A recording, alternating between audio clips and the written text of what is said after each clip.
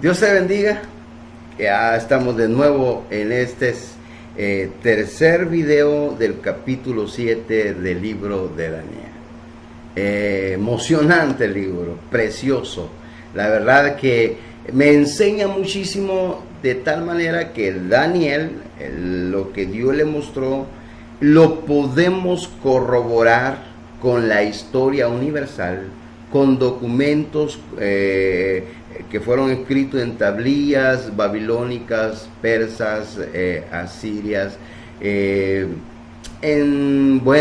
aquellas crónicas del Nabonibo que están documentadas. Hay mucha información, y a través de lo que escribieron historiadores griegos como Heródoto y otros más, están corroborados lo que la Biblia ha mencionado acerca de lo que Dios le mostró a Daniel, y que él lo anunció como profecías por cumplirse, que hoy podemos ver que muchas ya se cumplieron, se hicieron historia, pero aún falta otras por cumplirse. Y quiero compartirte la segunda bestia del capítulo 7 de Daniel. ¿A quién representa? Representa nada más y nada menos que al imperio medo-persa, o al imperio de Persia y Media. Por algo quedó medo-persa, pero quien tenía el mayor poder era Persia. Así es de que déjame compartirte esto, ¿verdad? Como también está corroborado con la historia. Daniel 7:5 dice: y aquí otra segunda bestia, semejante a un oso, la cual se alzaba de un costado más que del otro, y tenía en su boca 3 costillas entre los dientes, y le fue dicho así: levántate, devora mucha carne. Hablemos. Te había mencionado, y te lo he dicho en muchas ocasiones, y ahora volveré a decirlo, de que entra al poder un hombre llamado Ciro. Ciro había sido profetizado también por el profeta Isaías. Y Isaías escribe acerca de Ciro y lo reconoce como el ungido de Jehová para ejecutar una obra poderosa. ¿Por qué?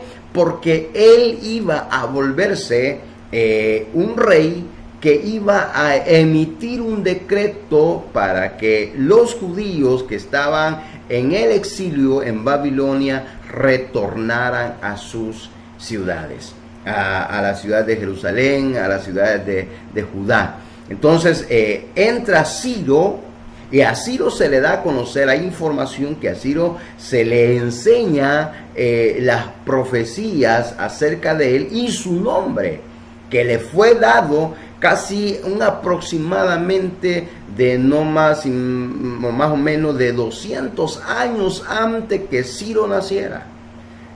Dios le habló a Isaías y dijo todo. Por eso que algunos historiadores y algunos eruditos creen que a partir del capítulo 40 de Isaías es un capítulo post-exílico, o sea, después del exilio a Babilonia. La verdad es que Dios habla y escribe antes que sucedan las cosas, porque cuando Él las escribe, cuando Él las anuncia, cuando Él envía a sus profetas para que lo anuncien, no hay nadie que las haga cambiar, porque Dios habló y lo que Él habló se hizo. Así es de que aquí vemos que Ciro entra y conquista Babilonia, reinando el rey Belsasar. En aquel famoso día donde estaba bebiendo vino, que mandó a traer, si te acuerdas del capítulo 5 de Daniel, mandó a traer los tazones, las tazas de oro que pertenecían al templo en Jerusalén. Eran objetos preciados, objetos consagrados, y él los profanó, él los utilizó para beber vino con sus mujeres, con sus príncipes, ¿verdad? Y concubinas, y apareció aquella escritura que decía en la pared de aquella mano como de hombre, pero era el Señor mismo escribiendo Mene, Mene, Tekel, Uparsin. Eso lo vimos en el capítulo 5, donde le dijo: contó Dios tu reino y le ha puesto fin. Pesado ha sido en balanza y fuiste hallado falto. Tu reino ha sido roto y dado a los medos y a los persas. Entonces hoy está resurgiendo, a Daniel se le están mostrando el carácter de la segunda bestia, la bestia representada o semejante a un oso, ¿verdad? Un poquito alzado de un hombro más que del otro. Eso significa que el hombro alzado es Persia y el otro es Media, porque Persia es donde tenía el mayor poder. De hecho, Ciro se le reconoce como Ciro el persa. Luego aparecen otros reyes de Persia, como el Darío de Media, pero siempre en todo ese imperio que estaba comandado por esos dos grandes reinos que estaban de alguna manera, se habían fusionado, y Ciro los había unificado. Hablando esas tres costillas, hay tres grandes reinos que conquistó Persia y Media, y uno de ellos era que anhelaba la conquista de Babilonia, pero también allá por el África, a Lidia y a Egipto. Cuando los hubo conquistado, cuando de hecho estos tres son esas tres costillas que aparecen entre los dientes de ese oso. Son Babilonia, Lidia y Egipto, ¿verdad? Y se le dijo, y se le fue dicho: levántate, devora mucha carne. De hecho lo hizo por mucho tiempo, porque fue un reino que duró aproximadamente 200 años, más del doble, casi triplicando el tiempo que duró el reino de Babilonia. Y hablándote un poquito de este imperio medo-persa, actualmente podemos decir de los países que están en pugna siempre y en lucha, y que se han vuelto enemigos acérrimos de Israel, podemos hablar de Irán. Irán es la antigua Persia. De alguna manera muchos reyes de Persia se portaron bien con Israel, con los judíos, pero ahora, hablando de Irán y todos esos territorios, se han volcado en contra, todo para que se vayan cumpliendo las profecías. Pero déjame hablarte cómo surge allá en el 560 hasta el 530 el reinado de Ciro II, o sea, Ciro el Grande, que era hijo de Cambises I, y Cambises I venía de su padre Ciro I. Estamos hablando en años más anteriores, pero el apogeo del imperio persa, del imperio medo-persa, entró en el 550 hasta allá por el 330, 331 es donde le llegó su fin. ¿Quiénes reinaron en todo ese tiempo? Allí, a la muerte de Ciro, aparece una revuelta de el rey Esmerdis y otro Cambises II, ¿verdad? O hay un altercado. Luego aparece Darío I.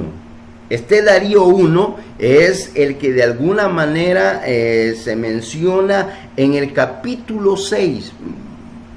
Algunos consideran que no, pero es más probable, y según vemos, yo por ahí me inclino, que Darío I es ese rey Darío de Media que llegó a reinar y puso 120 satrapías o sátrapas, y logró establecer 3 gobernadores que le rindieran cuenta, y entre esos 3 iba a elegir e iba a seleccionar a uno de ellos con mucho más poder, con una posición más alta que era Daniel. Por eso veíamos en el capítulo 6 de Daniel que le querían y le hicieron allí una mala jugada, pero Dios, que cuida a sus hijos, Daniel salió victorioso y los que lo acusaron salieron perdiendo, porque ellos, sus hijos y sus esposas fueron echados al foso de los leones. Pero estamos ahí con Darío, luego entra Jerjes. Se cree que Jerjes I, reinando en el 486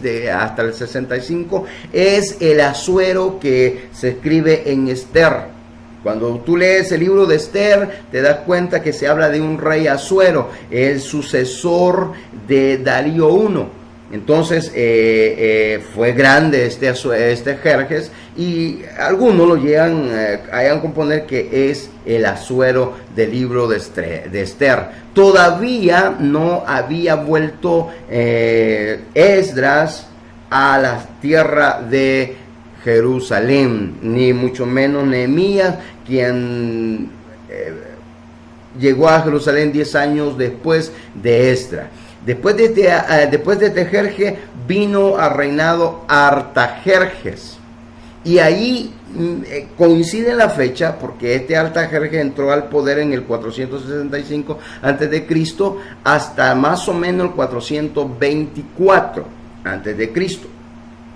Y eso hizo cabalito que cuando leemos en Nehemías capítulo 1, Nehemías habla del rey Artajerjes a los 20 años del reinado. Entonces te está hablando allí que más o menos Artajerjes está ahí por el año ya cerca de su finalización. Nehemías se presenta donde Artajerjes, ahí por del 65 al año 455 más o menos se cree que regresó Esdras, y al 445 regresó Nehemías. En el 445 se cumplen los 20 años que habla Nehemías del reinado de Artajerjes. Aquí se le llama Artajerjes I, allá solo en la Biblia solo aparece como Artajerjes a los 20 años. Él comenzó en el 465 y en el 445 se cree, están los datos documentados, que volvió Nehemías o mejor dicho, viajó a la tierra de Jerusalén para la reconstrucción del templo. Estamos siempre hablando del imperio medo-persa. De ahí vinieron Jerjes II en el 424, y en ese mismo año llega otro Sogdiano. Luego Darío II entra al poder ahí en el 423, y más o menos en al 404. Por eso que cuando de alguna manera se mencionan estos nombres en el libro de Esdras y en el libro de Nehemías. Para seguir viendo, con Darío II llega al poder Artajerjes II en el 404 hasta el 360, y también Artajerjes III en el 458 al 36, y con el último Artajerjes IV, y luego con Darío III. Ahí termina ese imperio, para que luego podamos ver el imperio griego o el imperio macedónico, que es el próximo video que quiero compartir contigo, de la tercera bestia que ve Daniel en el capítulo 4. Y este segundo imperio que te he estado compartiendo es la parte del pecho del metal de plata que ve, mejor dicho, que en el sueño que tuvo Nabucodonosor, del cual lo había olvidado, y que Daniel se lo descifró y también se lo interpretó, y le dijo: un segundo reino vendrá después de ti, cuando le dice que era la cabeza de oro y luego los pechos de plata, toda esta parte de plata representando al imperio medo-persa. Luego vamos a ver la parte de bronce, que es del dorso, el abdomen y los muslos, ¿verdad?, que es la tercera bestia que vamos a ver en Daniel 7. Así que sígueme, ¿verdad? Con este estudio así rápido del libro de Daniel, precioso y que está corroborado por la historia, y esta también nos indica que Dios es veraz, que Dios cumple lo que Él anuncia y no hay quien lo rebata. Por eso se arma esa lucha de poderes en los aires, esa potestades que impiden de que se cumpla lo que Dios ha determinado, para, como decir, vamos a dejar burlado a Dios, pero Dios siempre tiene el control y el poder de todas las cosas. Así que Dios te bendiga y no se te olvide seguirme en el próximo video.